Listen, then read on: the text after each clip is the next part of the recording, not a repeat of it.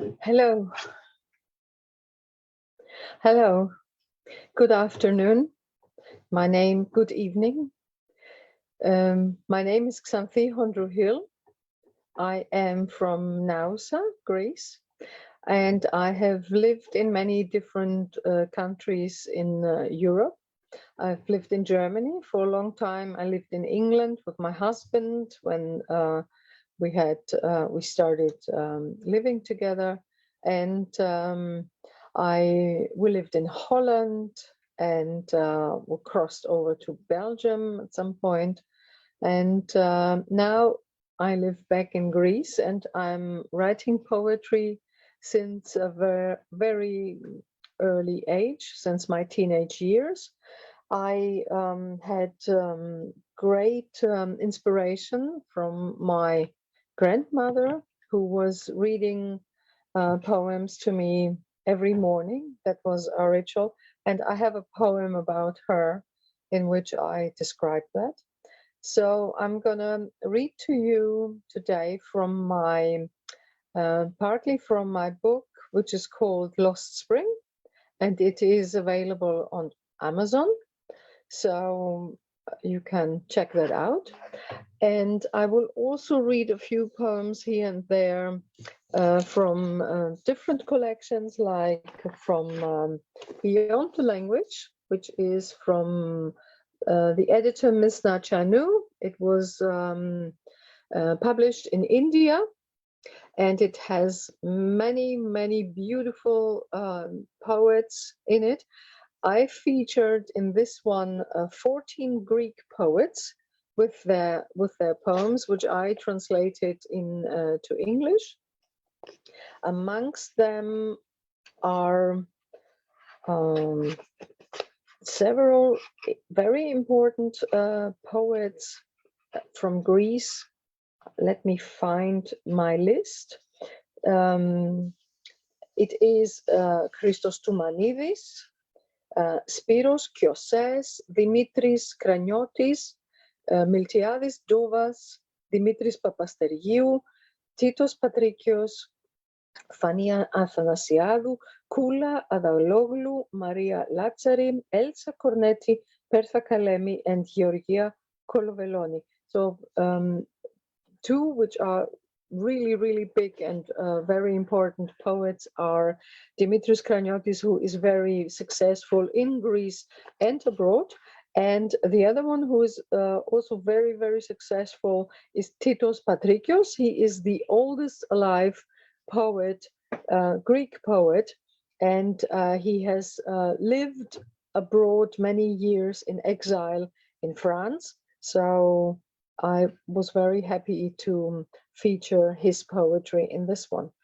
I will also read a poem from my German time in Stuttgart, which is the book Almanach of the Schriftstellerhaus in Stuttgart, which is the House of Writers, which I was invited when I was 15 years old, but I joined 10 years later because my parents were not very happy about that. So poetry was not very welcomed everywhere. So I think I will start with the poem about my grandmother, which is just called Letter to Grandma, to honor her memory and her contribution to my poetic journey. Letter to Grandma. Dear Grandma, I still remember very well how you got up in the morning and made the tea. The whole world smelled of optimism. Sometimes it was chamomile, which you collected in the garden. Other times, wild mountain tea. You picked the tea with your hands, blossom by blossom. After our picnic, we collected it. And then you put it in the tablecloth and you used it as a bag for the tea. This tea has seen so much and not given up you said. It returns year after year, did not shy away from cannons and wars, got never discouraged by cold or heat. This tea is small, but always looks to the sky for strength. On the way home, you would tell stories and give me tokens of love. Sometimes chewy caramels, sometimes rose-flavored gummy bears, which you had in abundance in your inside pocket. Tea is our treasure, you would say. In the old kitchen cabinets, tea peeked through the windows in glass jars with little white doilies on them. In the evening, you would make a cup of tea and keep us warm. And in the morning, you would get up and the world would smell of optimism again. You would serve the fresh tea and read a happy poem, and the world would look up and gather its strength. I will read that also in Greek. I don't know if I mentioned that, but I'm writing in 3 languages, and it's German, English, and Greek, because this is my process of writing as well. When I get stuck sometimes, I just translate the poem to that point in the other language, and then usually it gets the flow going. So I'll read that in Greek as well. Γράμμα στη γιαγιά. Αγαπημένη μου γιαγιά, ακόμα θυμάμαι ότι σηκωνόσουν το πρωί και έφτιαχνες το τσάι. Όλος ο κόσμος μύριζε αισιοδοξία. Μερικές φορές ήταν χαμομήλι που μάζευες από τον κήπο, άλλες φορές άγριο τσάι του βουνού. Το μάζευες με τα χέρια σου, λουλούδι λουλούδι, μετά τη βόλτα μας στην εξοχή, και μετά το έβαζες στο τραπεζομάντιλο που τρώγαμε και το έκανες σακούλα για το τσάι. Αυτό το τσάι έχει δει πολλά και δεν τα παράτησε, έλεγες. Επιστρέφει χρόνο με το χρώμο. Δεν φοβήθηκε τα κανόνια και τους πολέμους. Δεν αποθαρρύνθηκε από το κρύο ή τη ζέστη. Αυτό το τσάι είναι μικρό, αλλά πάντα κοιτάζει προς τον ουρανό για να πάρει δύναμη. Στο δρόμο για το σπίτι έλεγες ιστορίες και μου έδινες δείγματα αγάπης. Άλλοτε φλόκες γλυκές, άλλοτε γόμες με γεύση τριαντάφυλλο, που είχες άφθονες στην τσέπη σου. Το τσάι είναι ο θησαυρός μας, έλεγες. Στο παλιό ντουλάπι της κουζίνας, το τσάι έβλεπε μέσα από τα παράθυρα, μέσα από γυάλινα βάζας με μικρά λευκά πετσετάκια πάνω τους. Το βράδυ έφτιαχνες τσάι για να μας ζεστάνεις και το πρωί σηκωνόσουν και ο κόσμος μύριζε αισιοδοξία. Σέρβιρες το φρέσκο τσάι και διάβαζες ένα χαρούμενο ποίημα και η μέρα θα πήγαινε καλά και ο κόσμος θα μάζευε τις δυνάμεις του. So this is the poem about my grandmother, which has inspired me actually to write, as she was writing poetry as well. And I think in reading every morning a poem at breakfast, it set the mood for the day. And this is a little memory which I shared with you in this form. Now, my next poem I would like to read is out of the book which I contributed as a co-editor from Beyond the Language with Misna Chanu. And its title is Poetic Habitat. So this poem is in this book in 2 languages. as we wanted to share many languages, and as basis for that was English. There are several co-authors in there. I think German, Italian, Spanish, and Polish is in it. Poetic Habitat. The poets live in their poems. They are born in them. They grow up there. They are raised by the words. In their spaces, they breathe. They are resting on the punctuation. And even when they leave, they exist in the white of every piece of paper, at the edge of every pencil, and in the infinite possibilities of expression in every language of the world. I'll read that in Greek as well, and I will read it in German to make a difference. Ποιητική κατοικία. Μέσα στα ποίηματα ζουν οι ποιητές. Εκεί γεννιούνται, εκεί μεγαλώνουν. Από τις λέξεις τρέφονται, στα κενά αναπνέουν, στα σημεία στίξης αναπαύονται και ακόμα όταν φεύγουν υπάρχουν στο λευκό κάθε σελίδας, στην άκρη κάθε μολυβιού και στις άπειρες δυνατότητες έκφρασης κάθε γλώσσας του κόσμου. And in German, Poetic Habitat. Die Dichter leben in ihren Gedichten. Dort kommen sie zur Welt. Dort wachsen sie auf. Sie werden von den Wörtern ernährt. In den leeren Stellen atmen sie. Sie ruhen sich auf der Interpunktion aus. Und selbst wenn sie uns verlassen, existieren sie im Weiß eines jeden Blattes Papiers, an der Spitze jeden Bleistifts und in den unendlichen Möglichkeiten des Ausdrucks jeder Sprache der Welt.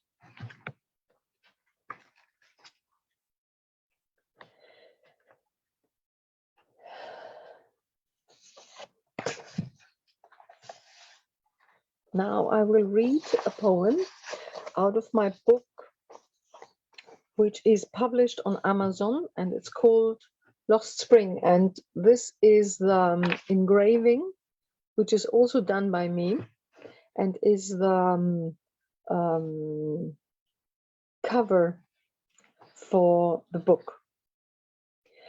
Lost Spring is inspired by the immigration, which I have lived through many years, and also from experiences with many people which had similar experiences. Lost Spring. This year I will lose spring. In the north it is always delayed. Now it would be the perfect solitude in between the peach blossom. They sell cuttings here, peach blossoming twigs. It is driving me crazy. They are selling like crazy. 7 euros for one. 7 euros, for God's sakes. I have not even 1 euro. Oh, my dear peach blossom, not even one.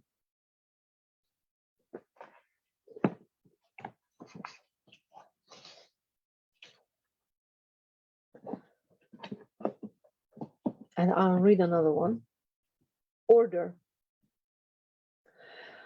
When you come, please bring me salty almonds green spicy jelly babies, and a big blue pottery jug.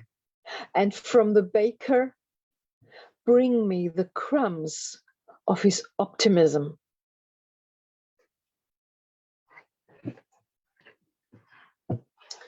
Homeland with installments. The chance of a lifetime. Installment payments annually. Duration for life. The price, the immeasurable longing.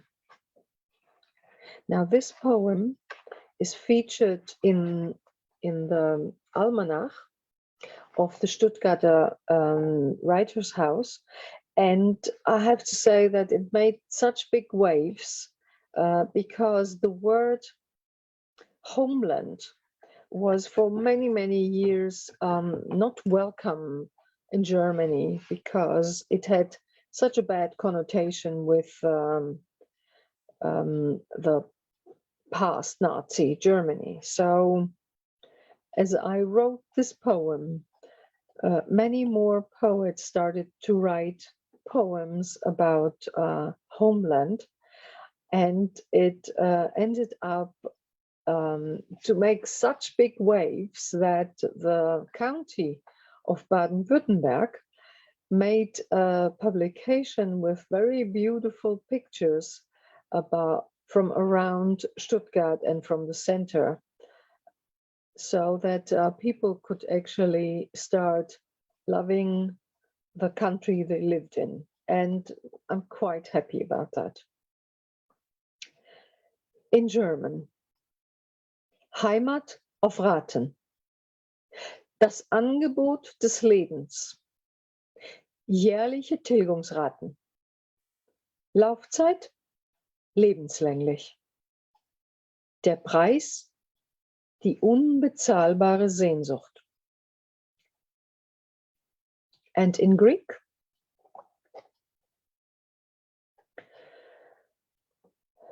πατρίδα με δώσεις, η ευκαιρία της ζωής, δώσεις χρόνιες, διάστημα ισόβια, η τιμή, η αξεπλήρωτη νοσταλγία.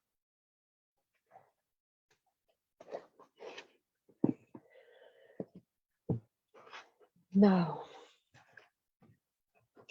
I will go now to a poem which people love a lot and which is, I think, the epitome of Greece, or what people take with them from Greece. And it's called Mediterranean Waves. Mediterranean Waves. 3 blue poets fill our life. One singing the blue from the sky, the other the waves of the sea, and the third whispers the wisdom of the wind. No matter to which shores the poem takes us, with which clouds we want to travel, with a wave of a blue scarf or the white sail of a boat, the wing of a plane, there is always the wisdom of the wind to carry us, to reach the shores of dreams with flowers, pebbles, and seashells as treasures. The nights where we talked at blue tables with friends, or on the phone miles away, listening to the tide. The fun we shared traveling in a rental car without lights on an island, looking to avoid a monastery and ending up spending the day there in the arms of a saint, bringing with us healing oils and sacred water.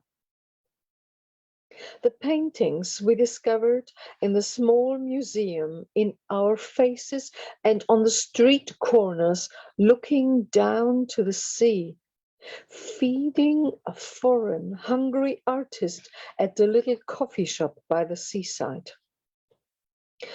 We didn't exchange letters and alphabets like our ancestors. We didn't care if the numbers were Arabic or Greek, didn't even try to find common ground, because three blue poets, a painter and a musician, filled our lives with the waves of the Mediterranean.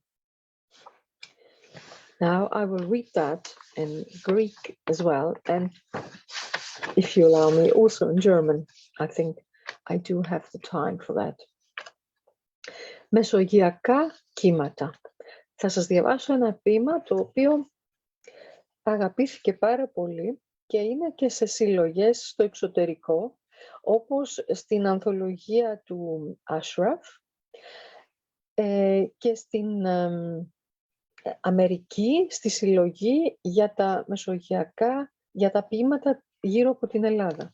So this poem is in the collection in the anthology of Ashraf Abul Yazid in Egypt, and there's also in a collection in America, which is talking about poems about Greece. Μεσογειακά κύματα. Τρεις γαλάζιοι ποιητές γέμισαν τη ζωή μας. Ο ένας τραγουδούσε το γαλάζιο από τον ουρανό, ο άλλος τα κύματα της θάλασσας και ο τρίτος ψιθύριζε τη σοφία του ανέμου. Σε όποιες ακτές και να μας πάει το ποίημα, με όποια σύννεφα και να θέλουμε να ταξιδέψουμε, με το χαρταετό ενός γαλάζιου μαντιλιού ή το λευκό πανί μιας βάρκας, το φτερό ενός αεροπλάνου, υπάρχει πάντα η σοφία του ανέμου για να μας μεταφέρει εκεί, για να φτάσουμε στις ακτές των ονείρων, με λουλούδια βότσαλα και κοχύλια ως θησαυρούς. Νύχτες μιλούσαμε σε μπλε τραπέζια με φίλους ή στο τηλέφωνο μίλια μακριά, ακούγοντας την ανάσα της θάλασσας.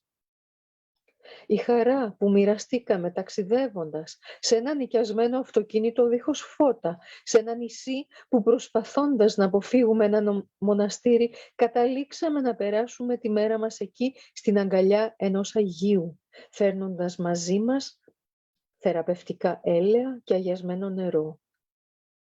Οι πίνακες ζωγραφικής που ανακαλύψαμε στο μικρό μουσείο, στα πρόσωπά μας και στις γωνιές των δρόμων που κοιτάζουν προς τη θάλασσα. Κεράσαμε έναν ξένο πεινασμένο καλλιτέχνη στο μικρό καφενείο δίπλα στη θάλασσα.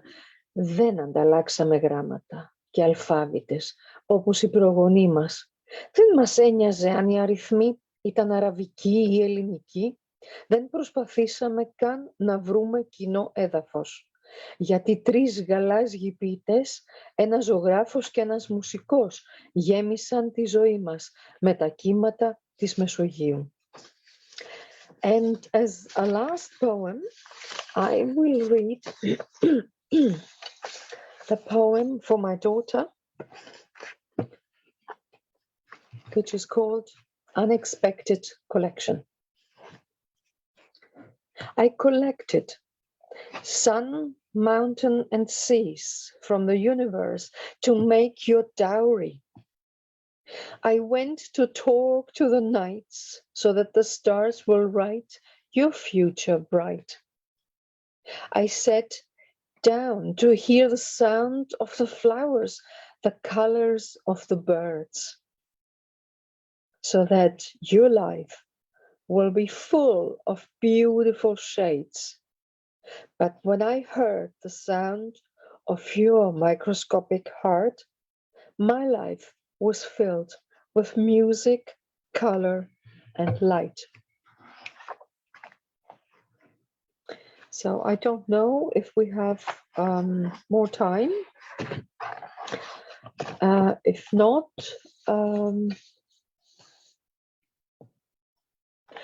okay, I see I have a little bit more time. So I would like to read Seeds of Peace. As we all live in a difficult time at the moment with wars around us, I think this poem is spreading a little bit of peace. Seeds of peace. In the ceasefires, I plant at the four corners of the horizon, where the blood of my brothers blackens in the sun, seeds of peace.